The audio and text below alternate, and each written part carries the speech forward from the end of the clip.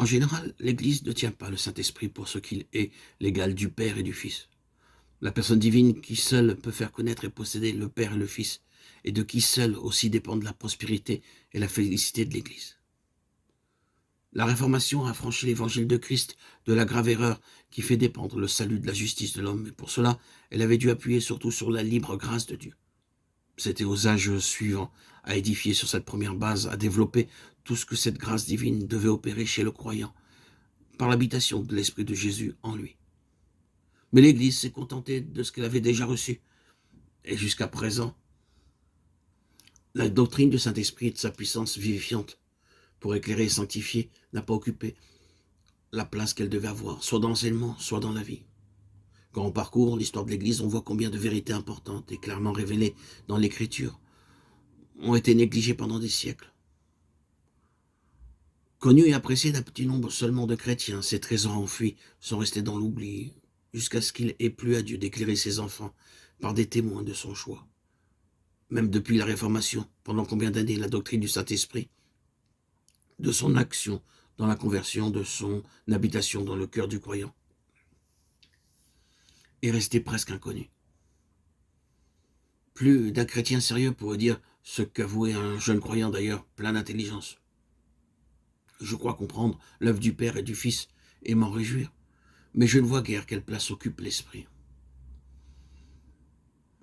Joignons-nous aux prières de ceux qui demandent à Dieu de faire agir avec puissance son Esprit dans l'Église, afin que s'accomplisse cette double promesse.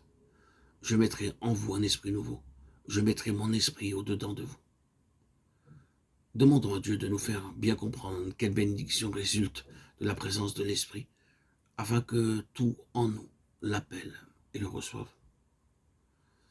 Au-dedans de vous, cette expression est un trait distinctif de la Nouvelle Alliance. Je mettrai ma loi au-dedans d'eux et je l'écrirai dans leur cœur. Jérémie 31, 31, 33. Dieu avait créé le cœur de l'homme pour y habiter. Le péché y entra et le souilla. Pendant 4000 ans, l'Esprit de Dieu chercha à en reprendre possession. Par l'incarnation de Christ et son expiation, la rédemption fut accomplie, le royaume de Dieu fut fondé. Jésus a pu dire, le royaume des cieux est proche, Matthieu 10, 7. Le royaume de Dieu est à vous, Luc 6, 20.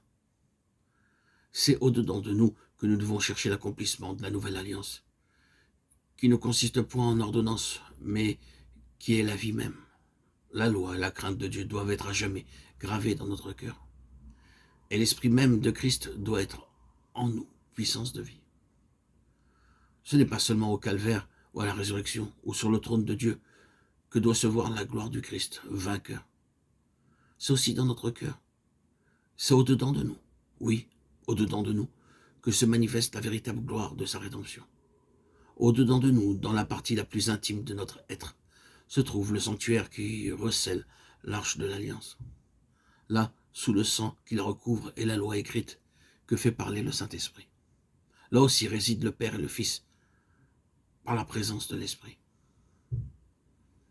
Oh mon Dieu, je te remercie de cette double grâce, je te remercie d'avoir édifié en moi un temple saint et merveilleux, où tu veux habiter, de m'avoir donné un esprit nouveau. Je te remercie aussi de la présence encore plus merveilleuse de ton esprit divin, que tu fais habiter en moi, pour me révéler la présence du Père et du Fils.